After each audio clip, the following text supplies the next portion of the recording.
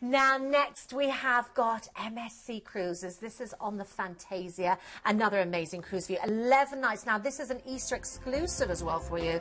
And, of course, it's Italy, Greece and Turkey. So, again, first of all, we are on the MSC Fantasia. Yeah, this is an Italian cruise company. They're actually the largest privately owned cruise company in the world, owned by the Ponzi family. And they've been around for a long time, but people are only really just recognising how good they are because they've built so many new ships recently. In fact, they've got 2 ships on order at the moment for billions of pounds. They're constantly creating these beautiful ships. Now think about Ferrari, think about Gucci, think about Valentino, think about all these big brands that you associate with Italy, and then put that into cruising, and you get an idea of MSC, you get an idea of the quality of what the ships look like and of the experience and service on board. It really is a great opportunity for you to enjoy a beautiful ship with Swarovski crystal staircases and gorgeous massive open windows with huge views.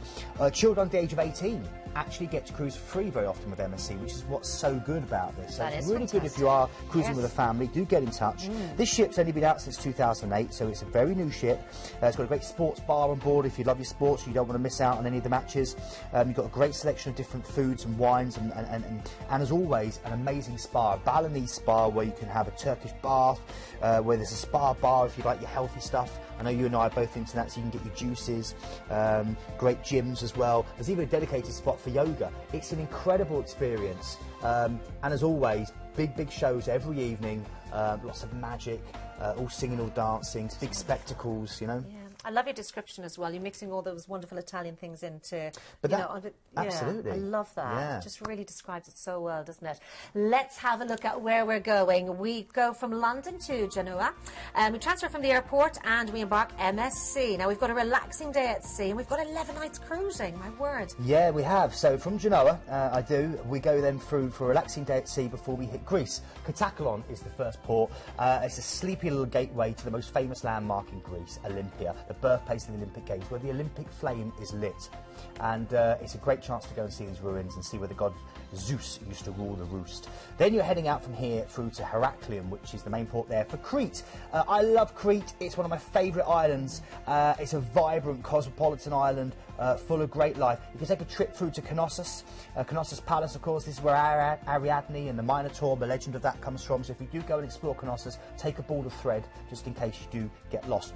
You can also go through to Samara Gorge. It's the longest gorge in Europe. Great place to go and walk, and kind of just enjoy the spectacular scenery. Take some water with you, and as you come to the end, you look out across the Libyan Sea. It's magical. Drive up the road to the stunning Arcadian Monastery, or go and enjoy Spinalonga Island, one of the last places in the world, which is actually a leper's island, where they used to send them. There's a lot of history there as well. My favourite place, though, the Reptile Rescue Centre. Go and see Dimitri the octopus, who can open a jar to get his lunch. Say hello from me. Say Keith sends his love. Okay, then we're going to go through to Rhodes. Rhodes is great. Now, Rhodes is lovely, baked in more hours of sunshine than any other Greek island. It's a fascinating place full of glitzy, sandy beaches. Rhodes Old Town, of course, built by the Spitala Knights, is worth exploring. And this is the Acropolis in Lindos, which you have to do a little journey from where you dock. Apparently, the view from the Acropolis from Lindos is most spectacular in Greece, according to many travel experts.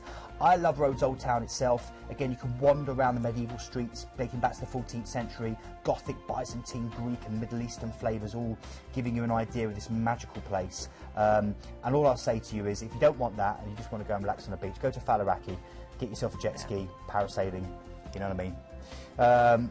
Or get yourself a gyros. Okay, then we're going to Izmir.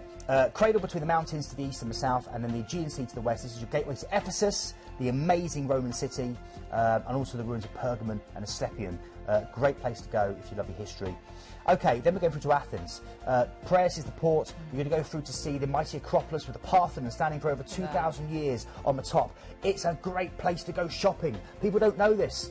Gents, if you've got ladies that like to spend, hide the credit card because they're going to really rack it up on this one. It's a great place. There's so many bargains. And I've got to say, you can go out to the Corinth Canal as well. You can enjoy the history of the Corinth Canal. You can also go through to the ancient Agora where people like Plato and Socrates used to declaim. And you can go and see the skirted changing of the guard, which is just magical as well. Okay, relaxing day at sea before we go to Malta. Oh, sailing into this is like sailing into a set of Game of Thrones or Lord of the Rings or The Hobbit. It's incredible. And you've got this magical harbour, again, built by the Knights of St John.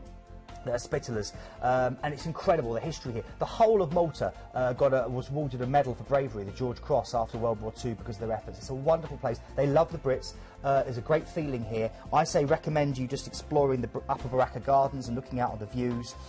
Go to Ollie's Last Bar, where Oliver Reed ordered his last round, but they were filming Gladiator here before he sadly left the world.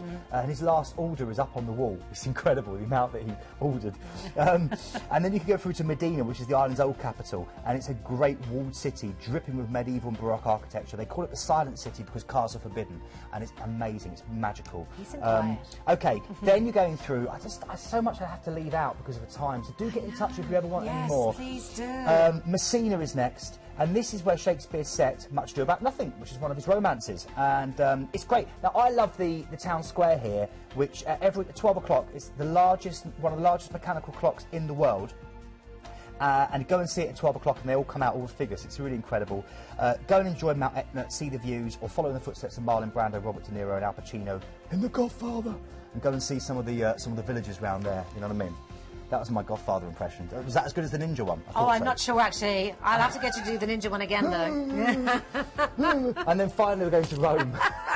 If anyone just joined us, what's that key? Don't give up the day job, I know. You sound constipated, don't I? Rome's next. And, of course, what can I say about Rome? The Eternal City, a chance to go and say hello to the Pope, a chance for you to go and throw the coin with Trevi Fountain, a chance for you to go and see the views from the Spanish Steps, a chance to hire a bike and go around Villa Borghese. It's an amazing, magical city. It is beautiful, isn't it? It really is. So romantic. What a cruise. Yeah, what a cruise, my word. It is MSC Cruises, of course. That's 11 nights. Incredible on the MSC Fantasia. We're just seeing some details of that right now. This looks beautiful, Keith. It is a great ship. We talked about the quality that you associate with Italy, and just think about that here. Also, amazing variety of different foods that you can enjoy, great different restaurants to eat. And remember that with MSC, it's going to be an international experience. You're going to meet people from all around the world.